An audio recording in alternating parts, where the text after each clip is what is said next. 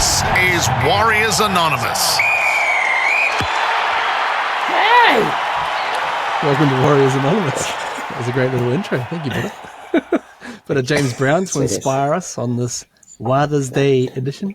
What day is it today? Oh, I don't know. The classic. Jed, mate, The absolute it's your classic. official first Father's Day, my man. Yeah. Hey, thanks, boys. Thank you very much. And what a day it was. Got to spend some good one-on-one time with the lad. And yeah, other than that, just kind of did regular things. That's what original dads do. Any nasty lately, or Hey, have you had any disasters in terms of nappies lately? not so far. no. Punami. Who knows? Punami. Every time I'm kind of like, just doing the little peek, like, whoa, what have we got? The old daddy daycare kind of, the eyes going. Whoa. Yeah, so far we haven't avoided, so far we have avoided massive disasters. So, yeah, got the first sort of, the old the field sprinkler going. Yeah, I remember this. I was like, oh, she's okay. Yeah, I'm like, oh, bob and weave, like, aim it that way, like, Or you're like, Bro, this Jared. put that guy down. Put it down. Aim him down. yeah. So no nappy of mass destruction yet then. Not so far. No, we've been blessed so far. but it's coming. I know it's coming.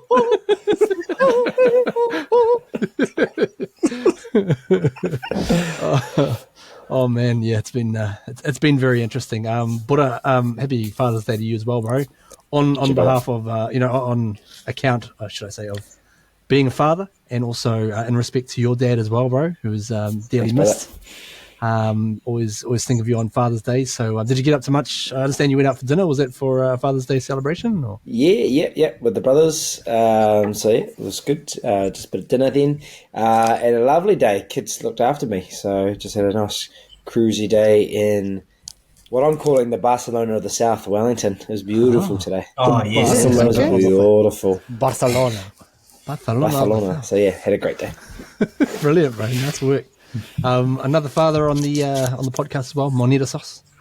Bro, you're also back from illness as well. So, first of all, how are you coming back from that, and how was your Father's Day? Still a bit of a chesty cough. I think my wife has gotten it worse, so she's going to the doctors tomorrow. But yeah, I blame kids.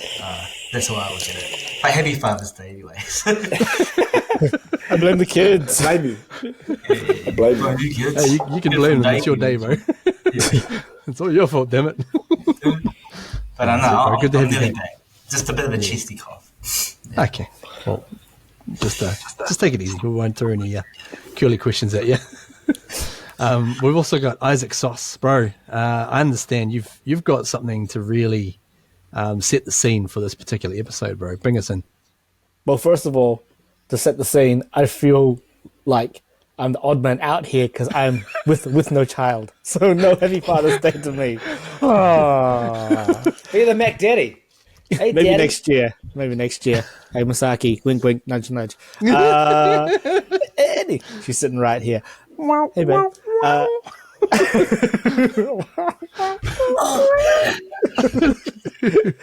Anyway, to set the scene for this podcast, I think we should use this as a celebration, bitches, of the fact that we are in the finals. We are in the finals after 2 long years of doing this podcast. The ups and the downs, and then the downers, and then the even further downs. Top 4, baby. Yeah. Yeah. The top 4. David Brett. Yeah. It's a celebration. That's right. So, yeah. And it does look a Enjoy lot it. better, doesn't it? Remember those days where we were... It was kind of like every week we would go through, like last season especially, and we kind of felt like we'd hit rock bottom, but then the next week it would just go lower. And the next week after it would go lower than that, and we're like, where is the rock bottom here? Do you remember there's a We were looking podcast for we it. didn't even talk about the Warriors? I can't remember. Yeah. Nothing We're to just talk like, about that time. we're just 4 Krusty the Clowns on here with a cigarette going, Hey, Warriors. Yeah. Funny week. really funny week, the old what you called rest week, but rest round. So that was it was a bit of a strange one to kind of get through. I guess a weird sort of bridge to between the regular season and heading into the finals. There's been a little bit of chat about the NRL possibly emulating what they do in AFL, and that is bringing in a bye before the finals kick in. So I'm interested to see what your thoughts are on that one. Let's go with you, Moneta. Oh, sorry, I got distracted by a picture that Daniel sent. Yes, so did I. Whatever. It has basically, I think, where Microsoft, That's the launch of Windows 95. and that's the launch, So- and that's kind of us. So I got really distracted. That is one of the greatest group of dudes dancing on stage. That was us. What I want to know is what was the song playing in the background? I don't know. I mean, Windows 95 was a big thing. Mate. Probably up the wires. Anyways, what was the question again? The question again is, should the NRL consider bringing in a pre-finals bye? Ooh. That's a tough one, isn't it? Yes. I'd probably say no.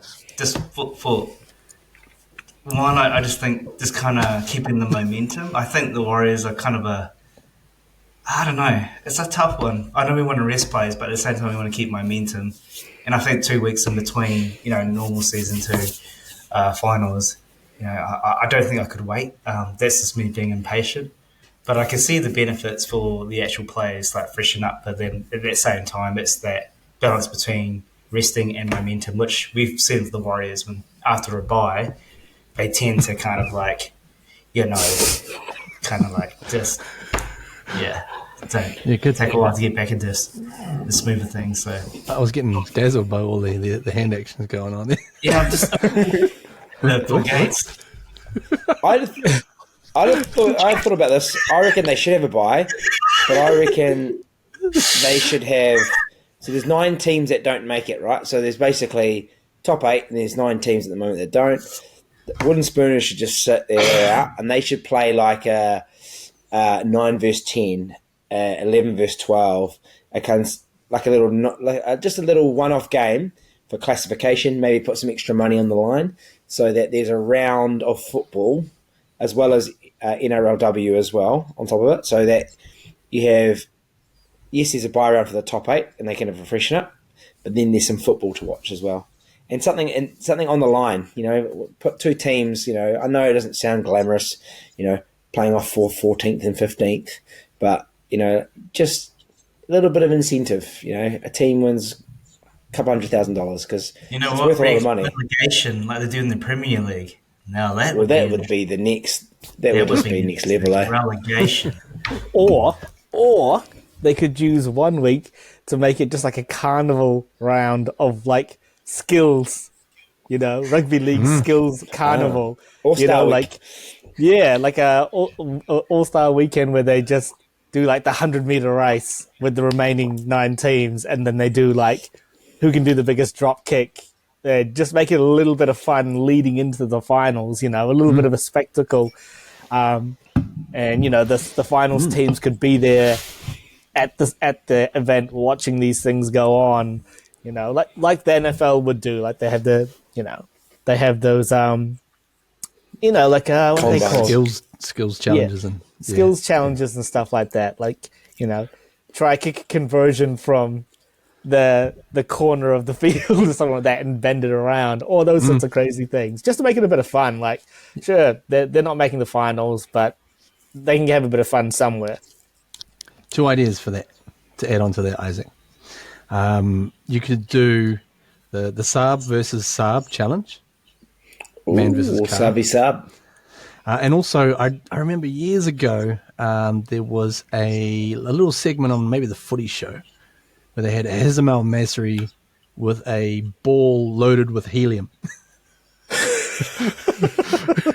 Wow. He was able to kick it 100 meters through the posts. so that could be the goal kicking kind of challenge, just have them line up from the other goal line and just send it up. Or, Oh, they can up and unders.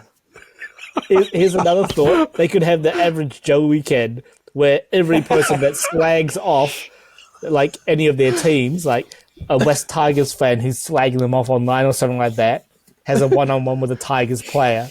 Like, oh, bloody John Bateman can't tackle. Well, welcome in William Sharp versus John Bateman. Let's see if he can tackle him. Boom! Just so the players can take out a little bit of a little bit of anger. Average Joe. That's good. I like that, bro. That's really nice. Now, something that's maybe just been kind of floated around the media a little bit. Haven't really heard anything concrete, but there's been a few murmurs, a few whispers, and possibly the biggest dilemma since Nelly and Kelly. We've got a home final coming up for the Warriors, and the choice basically is between being able to have it at Go Media Stadium, Mount Smart, the home ground, where everything's been going great for us, or potentially getting moved to the Garden of Eden Park, where, it's not our home ground and it's going to change a lot of things. So, but this is an interesting conundrum because it's going to have to be decided essentially by the NRL. So how do you think that's going to shake down? So I believe the current state of play is they are to lose this weekend against the Panthers, then the next game will be a Go Media Stadium game. So they allow them to have in the first 2 rounds at their venue based on their numbers.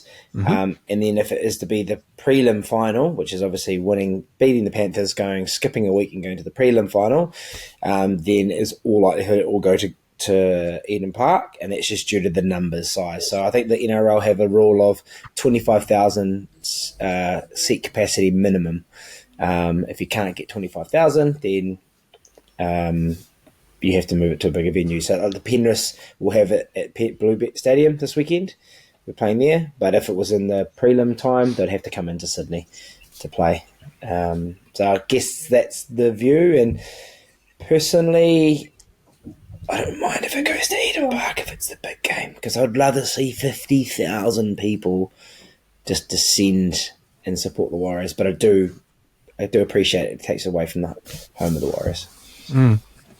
Well, they better make sure they take the smoke machine and the lights with them, and have Eden Park primed to switch off the lights and then back on again. Because that's been a real draw. Now, Moneta, I'm going to ask you this one because it's probably going to impact you the most out of all of us here. And that is a potential 10 p.m. kickoff if the game was played at Eden Park or Go Media Stadium. We're looking at some late sort of games potentially as we get further on into the finals, if we get further on into the finals. What are your thoughts on a 10 p.m. kickoff New Zealand time? You wouldn't be getting as many people, I would say. I don't think. It'd be hard to get like the younger ones up there, like if it was 10 p.m.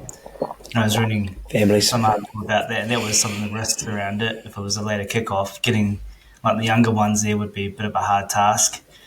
I hope they would try push it back. I think CEO Cameron's trying to get it negotiated back to an earlier time to be able to accommodate a wider range of people wanting to come to the game.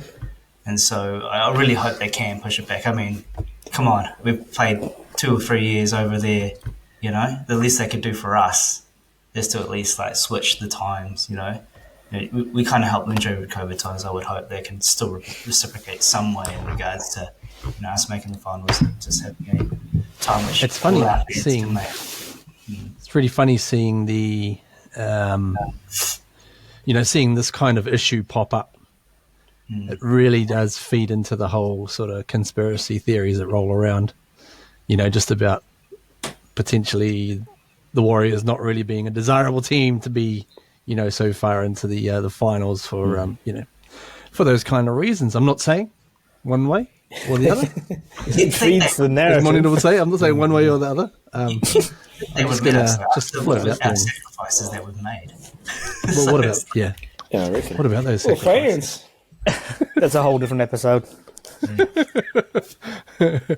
Speaking of a whole different episode, we're going to be doing things a little bit differently this coming week. Now, this episode is going to be a little bit shorter, but we're going to give you a whole lot more during the week. So Monday through Friday, bang, bang, bang, bang, bang. Each and every day, we're going to be jumping on YouTube and sharing a few things to cover the game and preview our game against the Panthers as well as the finals in general. So it's going to be a bit of a big week for a lot of us lads. Starting with tomorrow, our first episode is going to be called Rad Monday because there's 9 teams in the NRL. We're going to be doing the Mad Monday and we're going to be doing the Rad Monday because we're still alive. So while we're still alive, it's going to be rad. So check us out. Monday kicking off, and then as we get on through the week, also going to be jumping on a couple of other pods, I believe, as well. So stay tuned. I'll give you a couple more details on that as we work our way through. But Isaac, we took on the Dolphins on Saturday. Dolphin Wires. And it was a funny game. It was a weird round, I guess, to go into, and a weird game to watch. Basically, we got done, really. Not going to sugarcoat it. But from your perspective, what do you think worked for us? Well, I think it worked. not much. It was just two contrasting styles, really. I mean, credit to the Dolphins. They threw the ball around and they played some good footy. And I don't know if the Warriors' game plan could really combat that. I mean, there was execution as well sort of played into the Dolphins' hands for them to play that way too. And then once they just got a ton of possession that first half, we were just gassed. I mean, this is, probably the fittest Warriors side we've ever had. But when you're making that many tackles and you're trying to chase your tail, it's pretty hard to execute on attack and build points when you've just got 0 left in the petrol tank. So I thought the Dolphins played it smart. They played it with nothing to lose. They had no fear. There was no repercussions from the game, so they just went out there and played footy and was they played some. They were pretty exciting to watch, to be honest. But the Warriors, when they got back into the grind in that second half, they bounced back a bit. But it was kind of disappointing, but I'm not too fussed with that loss. I mean, throw the Dolphins a bone. I don't know. Yeah, they've had a reasonable season. I kind of feel a bit sorry for them. They've had a couple of games where they had last second conversions. They missed one to lose a game, and then I think it was the Knights game. They kicked one to beat the Dolphins as well. So I mean, that's a couple of games which were just really swinging on the last kick.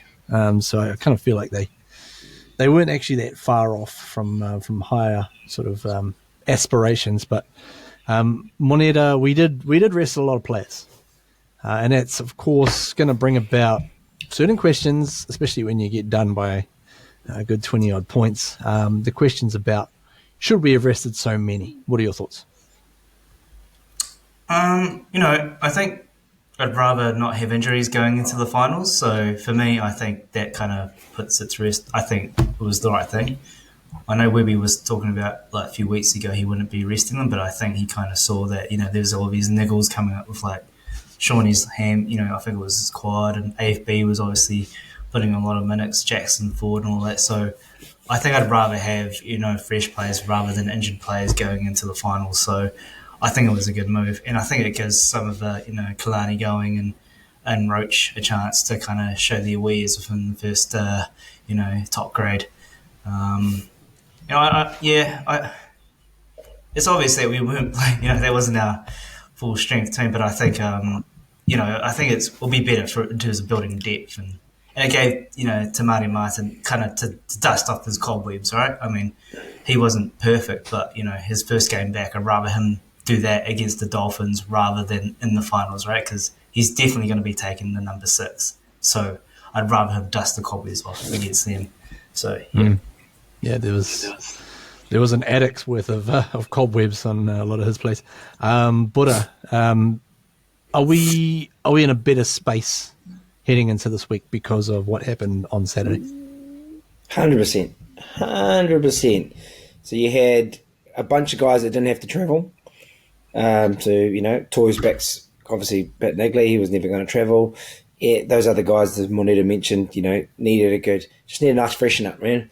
27 rounds, 24 games, 27 rounds. You earn the right to be able to make, not have to play for your life in the last round as well. So I thought it was good. And the other benefit was always going to be around, some of these other players getting bigger minutes. Yes, the debutants, but I also think guys like Montoya probably needed to have a confidence-boosting game, and I think he did. I thought he had a great game. Pompey's played every minute, and I think he was solid, but he also had some chance to show what he can do out wide as well. He looked pretty good. And then for me, it was like the guys that don't get much minutes if they are in first grade, the Bunties of the world, actually get a bit of a run to build a bit of capacity as well. Ciro built some capacity. He normally gets about 20 minutes, if that, 15, 20 minutes if he's in the starting side. Joshy Curran's kind of mainly been a bench player, but got the week before got 80 minutes or got the start, maybe 60 minutes under his belt and got another big shift in. So for me, really, it's had the desired effect. It's giving guys game time that if something does happen, then they may go from a bench player to a starter. And you want them to have some first grade time, and it gives the reserve grade guys a chance in the big time. The one thing, and I don't want to sound bag and would be too negative, but I just also think how important Shawnee is to the team, because I don't think Ronnie is quite ready to be leading the team. But we're great to give him opportunities to do that when we're in these situations where it doesn't really matter. Doesn't matter if we play Penrith, doesn't matter if we play Brisbane. No, we were safe. So I thought, well done. And I'd like to think we'll be better off it for having that rest for this week. Yeah, nice. Very, very rational of you there, but I like that. You mentioned a couple of names there. Of course, Ronnie Volkman, a little bit of chat around him potentially signing for a Super League club. Saw that on one of the Warriors groups, and somebody commented saying, "Is he the next Mason Leno?" Of course, when I saw that, I had to jump in and just reply with a sly, "Is he actually Mason Leno?" First thing he also clipped in, was it 800,000 years ago? 98% of the humans were going to be extinct or something. That's right. Yeah, because that was the first thing I saw, and I thought, why is this on a Warriors page? Yeah. And then I had to scroll down and had Mason Leno's face. So, yeah. Yeah, it was pretty grim, eh? And also, it did kind of pique the interest. I was like, hang on, what's the other story, bro? Yeah, how's that for clickbait? Just for that, is there a chance that they can... I'd love to be able to do a loan system, right? Because I think someone like Ronnie, he needs more game time. He needs to mature, and he needs to be playing at that high level. He's doing great in Cup, but there's a gap, between Cup and NRL. Go over to Super League, and could we loan him for 2 years? Let him play and then bring him back. I mean, I know they do that in the EPL, right? It's a great system, because then they get some really good football, and you can go, oh sweet, bring them back into my team. Because the risk of letting him go, and then in 2-3 years' time he becomes a boss. I'm just wondering what they're thinking though, because we've got CHT coming back next year, and you've got Metcalf and CHT. I hear has been bulking up hard, and I think there's chat that they want to try to put him into 13 into a position like that. Oh, wow. Ball playing role. With Tohu kind of, he's probably got one more season signed next year, I think, or maybe he's got 2 more. Not sure, but about that loan system, didn't Melbourne do the same thing with Harry Grant, loaning him to the Tigers, and swapped Tigers, with Hey Momorowski? Was that it? Yeah. Hey Momorowski. That was a great deal, actually. It was great for the Tigers. Yeah. Because he played himself into an Origin jersey on the back of his play for the Tigers, and he's one of the best hookers in the game. So, what's the deal around that then? Is that kind of what you were saying, the loan system. Like, how I did that don't work? know. I mean, NRL has some kind of interesting ways of doing deals. I'm surprised there hasn't been any, like, unless there's some rule that we've missed. I think there might be. You know how, like, last year they were end of the season, you had like Pangai Junior go from where he was. He was on his way to the Dogs. He's finished now anyway, but he went to Panthers for the playoffs. So yeah, I don't know what's up with the loan system, but I think it would be very good, especially to kind of mature the talent. But they can't play first grade in your team because you've got a boss like SJ, but they're probably good enough to play first grade somewhere else, or at least play a different level of comp. Yeah, that guy, just going to mention him quickly, is from the Melbourne Storm, Sua Fa'alongo, who made his debut against the Broncos, and my word, if there's any guy who you want to, first of all, I think teams like St George should be targeting a dude like that and saying, hey, let's throw some cash at him. But also from the Storm's point of view, there's like how they did with Harry Grant. They sent him away. He was young, got some real good experience and upped his game. They could look at doing something similar with him because it's an interesting one how they're going to use him because he's a fullback. Obviously, they've got Pap as well, who's back. Pap is back. So, yeah, that's going to be one It's a worth good monitoring. point because I reckon that like the Tigers probably need Volkman probably in the same way. Yeah, Tiger there you backing. go. Yeah. Yeah. So, and they don't have any. They're getting like really experienced people, but they don't have any upcoming, freshmen in the halves for next year. You So need to base I'd around swap- it. You did. I'd swap Volkman for Papali'i or a Bateman. I think that's a fair trade. Ooh, could you imagine that? Toi Kamanu, we could have a reunion with his Kamanu, old yeah. mate Freddie Lussick. Yeah. The only thing you'd have to do is make sure it stays within the cap because you'd have the Roosters buying up all these players and then loaning them out and then just bringing them back when they needed them. They do that anyway. Yeah. Can I just say, we're not at that section yet, but how the fuck did the Roosters get into the app? they are looking good though. Shout out to producer Matt. He'll be happy with that one. They are And looking I Rabbitohs just didn't want them. gone, right? Yeah, God, they look terrible. boiled. Jesus, they just felt. Happy with that. Happy with the Rabbitohs not being there. I wanted Raiders to be off. I wanted Ricky to throw his toys, but he's still in there. So Yeah. Still alive with 8. They're their probably minus the 400 points differential. did you see him swear last week at the cameraman? Yeah. That's right. Yeah. It reminded me of the old COVID video I saw on YouTube. It was like, so here's a guide for social distancing. Like, don't near cough over here, far cough over there. I was like, yes, that's exactly what Ricky said to him, I'm sure. Now, Buddha, a guy who really shone in the mess on Saturday is Josh Curran. Now, how do you think we're going to work him? Because the previous game, when Jackson Ford was available, we still started with Josh, and man, he's just showing his value. I thought we would have been down by probably about 36 points in the first half if he wasn't out there. What do you think in terms of how they could use him in the finals? Look, I think still, regardless of kind of his play recently, he will come off the bench, and for me, I just love that high energy, short bursts. 20 minutes. He might get maybe 30, 35 minutes in the game, maybe sort of late in the first half, or just come into the second half.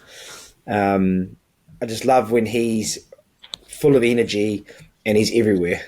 But I don't know if he can sustain that for an 80 minutes. Like at 40, can just, he can hold up his edge for 80 minutes. He runs hard, tackles hard, first minute to 80 minutes. I just think that with Joshy, he's that kind of inspirational, clean up kind of where the ball's going to be type player. And I'd love him to be fresh in the back end of the game. And we might need that against the Panthers. We might just need that little bit of something different when it counts. Sorry, I keep getting distracted by Isaac's cat there. Trying to play a Just toy, but wandering you're just like,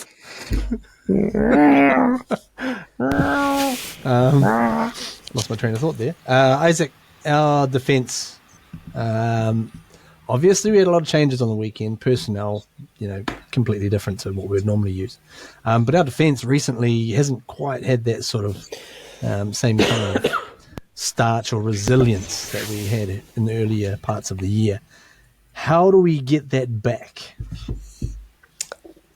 I think it's just a long season. It really is. I mean, to maintain that level of performance for all, 24 rounds, 27, whatever that number is pretty tough to do. And you give teams time to figure you out as well, and how to pull the defense apart. So it's just it's a moving feast every week, So I think the time off for the key stars will definitely help, because arguably they're a big part of that defensive process as well, making calls, shifting players, reading the game. I think we probably missed that in the weekend too. So I think it's just about, rest, basically, and just going back to the drawing board and really honing in on the basics. But yeah, it's a long season. Teams are going to figure you out. Overall, our defense has been great. So to be able to finish in third for the defensive stats at the end of the regular season is no small feat either. But yeah, I think there's not much to work on. I think they'll know what they need to work on, and I think they'll do it.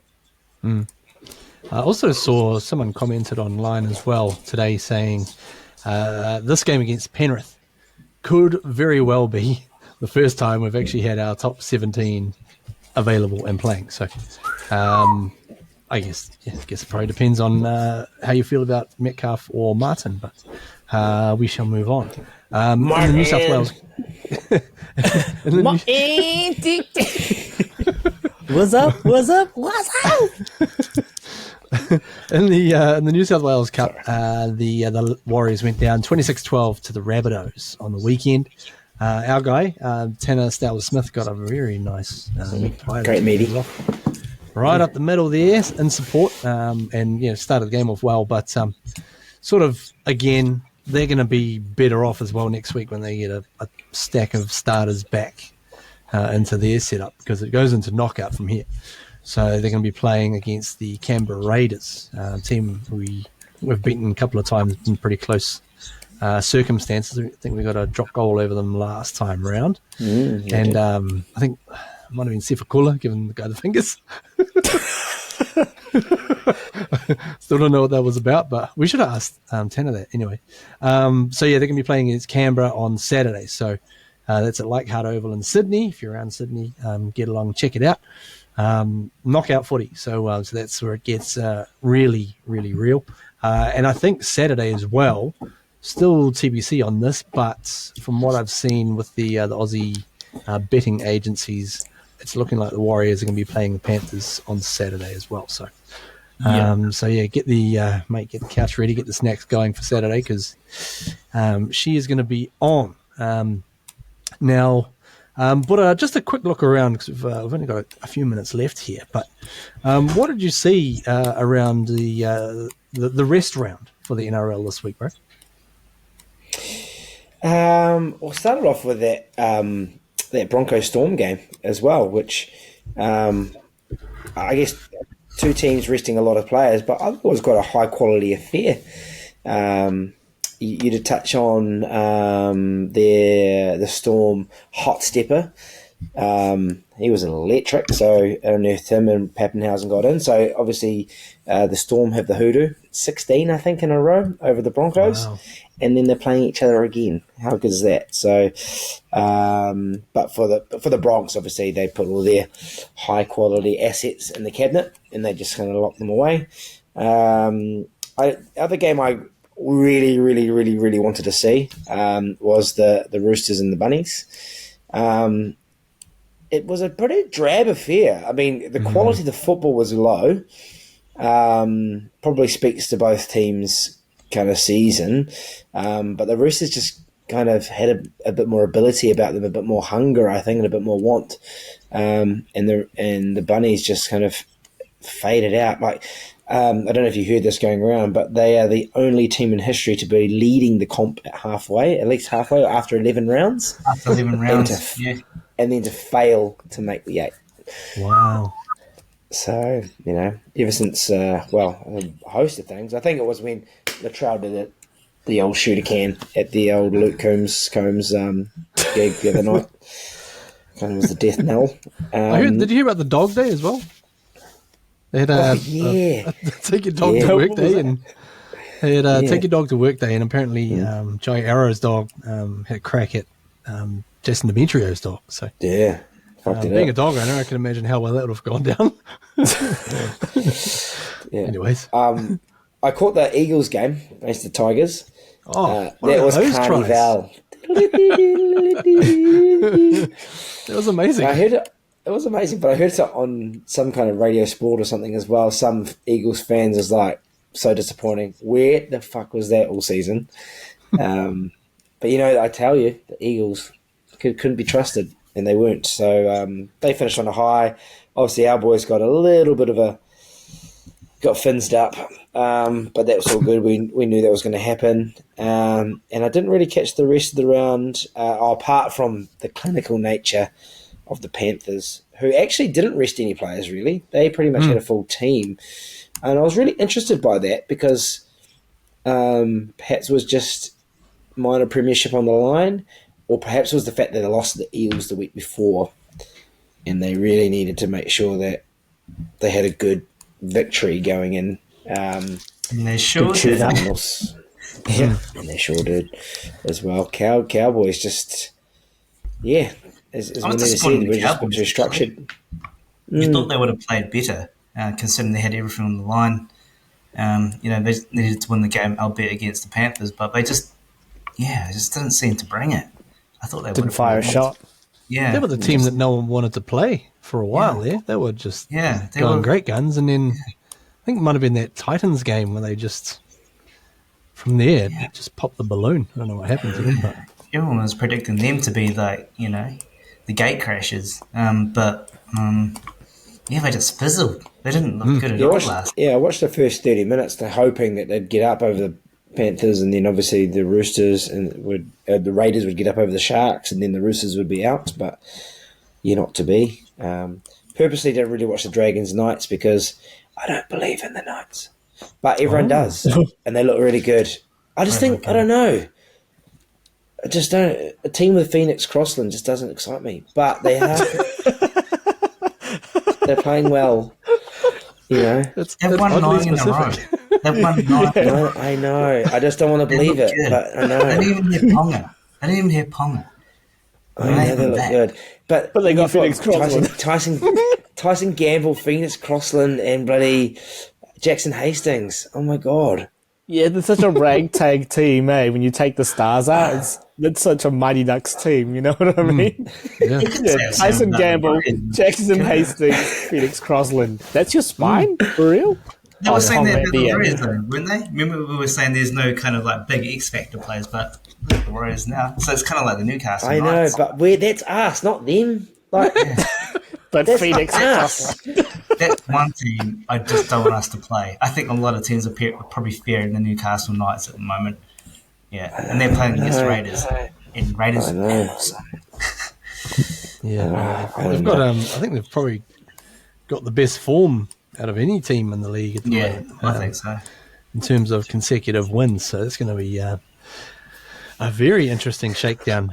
Obviously, I mentioned earlier we're going to be getting into a lot of the finals action and the heavy emphasis as well on our game against the Panthers over at Blue Balls Stadium in Penrith. So stay tuned for that. It's going to be a heck of a week. There's going to be bloody. I think every Warriors content creator has just got wall to wall stuff at the moment because, like you say, Isaac, we need to celebrate this. We need to cherish this moment and just live it to the fullest. So, so we're going to be getting amongst that. Keep an eye out on YouTube. Might pop those up on Spotify as well, depending how lazy, I feel. So yeah, so Can I check us set out. Can I set the viewers and the listeners some homework? Oh yes, go ahead. Okay, so do yourself a favour, everybody. Go back and watch the Eels Panthers game. And the potential blueprint. That's the blueprint, and we'll talk. We'll come back tomorrow. Come back tomorrow. Oh, okay. And we'll exciting. quiz you on that. It's the just Master go watch versus that. the Apprentice. That's what it is. It's Cleary versus Webster. It's Darth Vader versus Luke Skywalker right here. It's all Where's on. the Versus Miyagi. With Leicester. Actually, I shouldn't say So who's Miyagi's the Serraldo? winner. It's Serraldo, Princess Leia. I don't want to see him in a gold bikini. That's gross. More Han Solo because he's apparently driving his team too hard, and some of them saying he trains too hard. Yeah. Well, who's supposed Oh, to Jabba the Hutt? behind No. the scenes. Jabba the Hutt. Whatever Serraldo Guts we Moana. trust. Oh, jeez, boys, this has been too much fun. We're going to go though because we're out of time on this shortened episode. So this is Warriors Anonymous. Check us out on Spotify, Apple Podcasts, Google Podcasts. We're on YouTube, Instagram, X. I'm still getting used to saying X. What else are we on? Is there anything else we're on? Probably yeah. I think Threads, TikTok. but I don't- Check us out on TikTok. We're massive on I TikTok. haven't touched my threads in since it started. We're that's- talking about OnlyFans, are we? That's a work on. Yeah. Are we still on OnlyFans? Or actually, if you are on our OnlyFans page, you do, because we've got, going to the playoff seasons, we just roll over the subscription. You don't have to join again. Yeah. For that premium free shit. content. The Warriors take the grand final. We're not going to do a bit of a striptease on the OnlyFans page. Try and get some more viewers, eh? Speaking of which, as well, me and Isaac mentioned this on an earlier chat between me and him. He's going to be heading to Japan in roughly week 2 of the finals. So we're going to start thinking up some little ideas of what he can do on the streets of Japan in regards to spreading Roving the word reporter. of the Wars. Yep. Foreign correspondent. Yes. It's going to be the Warriors Anonymous version of Bo Knows. That's going to be a dumb one. So yeah, so that's some more bringing- homework. We're bringing the big game to Japan. That's it. It's going to happen. Forget Vegas. Psh, don't go Vegas. Anyways, this has been Warriors Anonymous. On behalf of Daniel Wharekura, Moneta Sauce, and Isaac Sauce, my name is Jerry Cronin. We will see you through the week, so stay tuned. And also, observaz. All the vase. Oops, the vase. Of the Wars. This is another quiet one because I don't want to wake anyone up. Oh, yeah. Go the Warriors!